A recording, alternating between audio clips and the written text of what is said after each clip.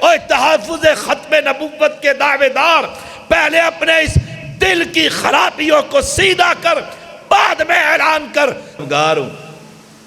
مجھے بتلائیے دلنی علی عمل اذا عملتہ دخلت الجنہ یا رسول اللہ،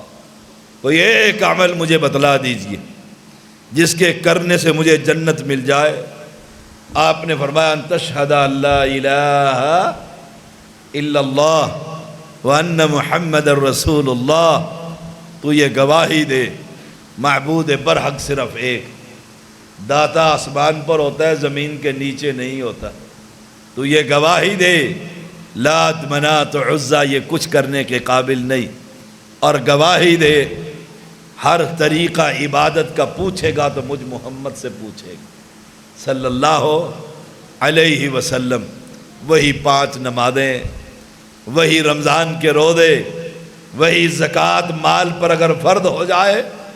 اس نے اپنی اونٹنی کو واپس کیا، اونٹنی پر ہی سوار اونٹنی کو واپس کر رہا ہے، اور ایک بات کہتا جاتا ہے، کہتا ہے واللہ لا ازید علی ھذا شیئا ولا انقص من،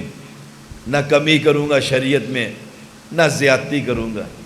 آج کا مسلمان جو چاہتا ہے جائز ہے، حرج کیا ہے، اس کے کرنے سے فرق کیا پڑتا ہے؟ قبر پر قرآن ہی تو پڑھ رہے ہیں، کھانا سجا کر قرآن کی تلاوت ہی تو کر رہے ہیں، جمعرات کو دیگے پکا کر چاروں کل ہی تو پڑھ رہے ہیں، حرج کیا ہے؟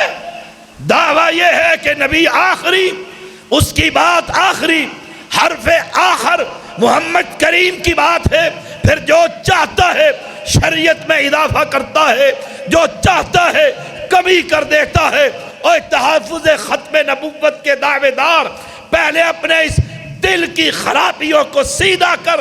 بعد میں اعلان کر، جو نبی کہتا چلا جائے مانتا چلا جا، جس سے روکتا ہے رکتا چلا جا۔ وما آتاکم الرسول فخذوہ وما نہاکم عنہ فانتہوا، اس کی تصویر تو بن جا، دنیا کے اندر ختم نبوت کا ڈنکے تو بجا دے گا۔